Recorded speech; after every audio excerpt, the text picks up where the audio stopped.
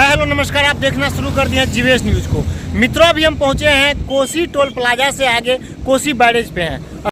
विजय जी बताएंगे यह जो बारिश का स्थिति है, एक तो ऊपर मौसम इस तरह से छा गया कि मतलब बारिश रुकने का नाम नहीं ले रहा, दूसरी ओर नेपाल के तराई क्षेत्र में जो भीषण जो बारिश हो रही है उनको लेकर के नेपाल के बैरेज पे जो है सारा फाटक खोल दिया गया है। क्या कहना चाहेंगे इसको लेकर के? सबसे पहले आपको बहुत बहुत धन्यवाद देना चाहेंगे कि अभी हम लोग कोसी महासेतु पर हैं और ये NH 57 है।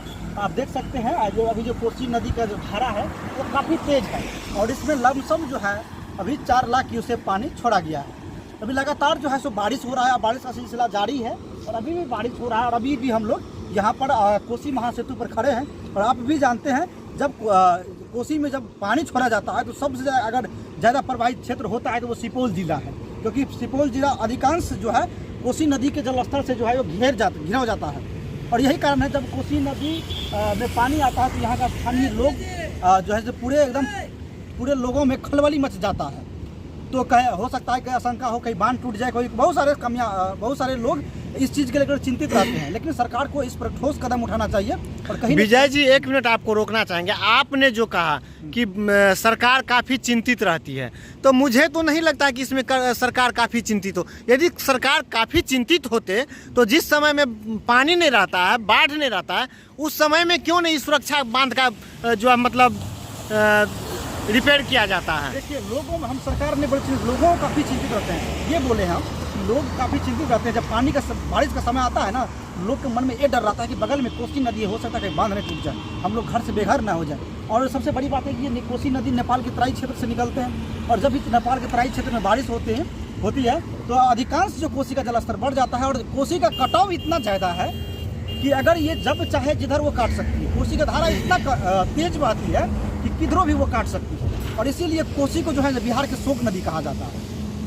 तो बिहार का शोक नदी जो कहा जाता है, जिससे कि बिहार को इतना नुकसान है, तो इस पर केंद्र सरकार की नज़र कहाँ तक बनी हुई, कहाँ तक इसके बारे में केंद्र सरकार सोच रही है? देखिए, बिल्कुल सरकार भी सोच रही है और हम सरकार से भी निवेदन करते हैं कि कम से कम इस पर सोचे। और ये कोसी नदी को जो है ना मतलब ये कोसी नदी के जो अगल बगल लोग हैं उनको काफ़ी सारी परेशानी झेलना पड़ता है। और जब भी हम लोग आते हैं, अभी भी हम लोग ग्राउंड जीरो पे गए थे, रिपोर्टिंग करके आए, घर में पानी घुस गया था, हम लोग रोड पर हैं। तो यहाँ के जो जनप्रतिनिधि है उनको भी मैं कहना चाहूँगा कम से कम आप लोग कोसी के बारे में सोचें, कोसी के अंदर में जो लोग बसे लोग हैं उनके बारे में सोचें। तो आप बताएंगे कि जैसे कि मतलब आप जो रिपोर्टिंग करके अभी आ रहे हैं और इतनी बारिश में, इतनी पानी में जो आप लोग रिपोर्टिंग करने आते हैं, अपने घर परिवार छोड़ करके, बीवी बच्चे को छोड़ करके जो आप लोग जाते हैं, हम भी जाते हैं रिपोर्टिंग करने जाते हैं, तो क्या लगता मतलब कुछ डर सा बना रहता है या नहीं?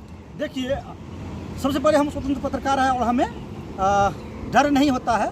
जब भी जाते हैं तो हम इतना लगता है कि अगर देशभक्ति का भावना दिल में रहता है और कभी भी जाते हैं तो समाज में सच्चाई दिखाने का प्रयास करते हैं और समाज को जो है हम बदलने का प्रयास करते हैं और जो भी समाज में खामियां है उसको दिखाने का प्रयास करते हैं। तो क्या लगता है कि सच्चाई दिखाने से आप यदि सच्चाई दिखाते, यदि सरकार का कमी दिखाते हैं, सरकार आपके ऊपर NSA लगा दें, तो अब आप क्या करेंगे? आपके पास उतना पूंजी भी नहीं है। मनीष कश्यप को देखिए, सच्चाई दिखाने को लेकर के NSA लगा दिया गया है।